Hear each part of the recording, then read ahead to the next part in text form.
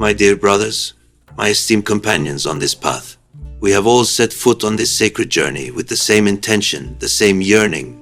We are here to strengthen our faith, to increase our knowledge, and to become servants more beloved to Allah. But we must know that faith too has levels of perfection, stages of maturity. Faith manifests in 3 stations: the certainty of knowledge, the certainty of sight, and the certainty of truth itself. The certainty of knowledge is the faith based on what we hear, learn, and read in books. It is like reading in a book that fire burns.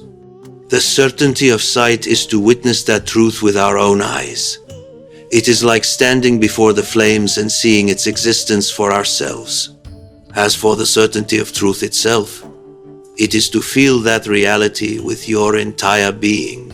It is like putting your hand into that fire and being burned.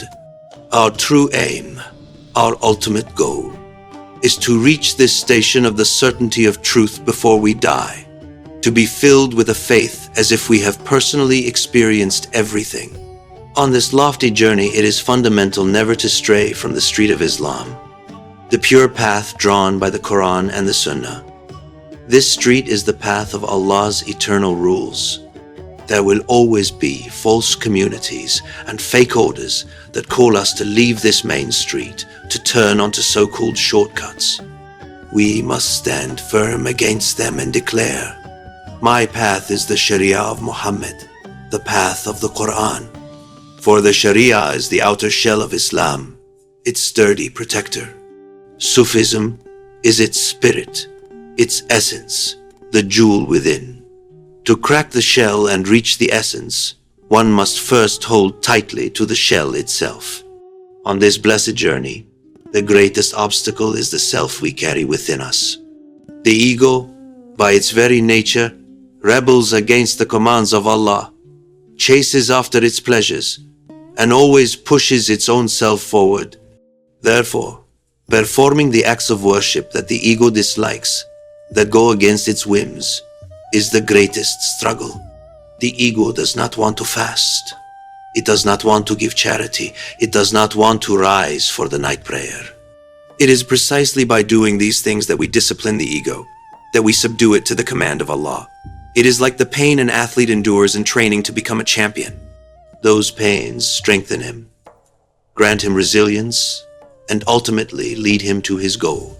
Our Prophet, peace and blessings be upon him, gave glad tidings in a noble hadith that Allah will keep distant from hell and protect from Satan whoever possesses 4 characteristics. The first, one who, when he desires to do something evil, controls himself and refrains from it.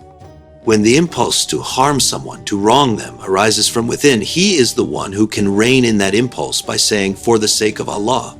The second, one who does good, who rushes to acts of worship solely for the pleasure of Allah, even when his ego does not want it and shows laziness. The third, one who is able to abandon something his soul desires and craves, again purely for the pleasure of Allah.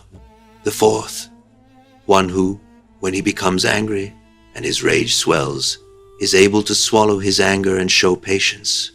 These 4 qualities are like a sturdy armor that protects the believer from the fire of hell.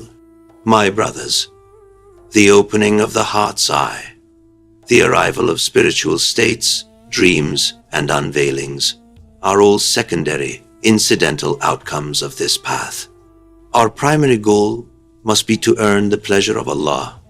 The heart is purified by remembrance of Allah, by the Quran, by gatherings of knowledge, by righteous deeds. A heart that is cleansed and polished begins to reflect the light of truth, like clear water. Then, the knowledge we acquired through the certainty of knowledge begins to be seen with the certainty of sight and lived with the certainty of truth itself. Let us not forget, this path is also the path of brotherhood. True brotherhood is to sincerely desire for your brother in faith what you desire for yourself. It is to transcend your ego, your selfhood, and say we instead of I. It is to think of your brother's self before your own. It is then that the door to secrets from beyond the real begins to open, and the veils over the hearts start to lift. May Allah, the Most High, keep us all steadfast on the street of Islam. Protect us from the tricks of our ego and Satan. Make us dominant over our ego and not it over us. And grant us all, every single one of us, that lofty station of the certainty of truth. Ameen.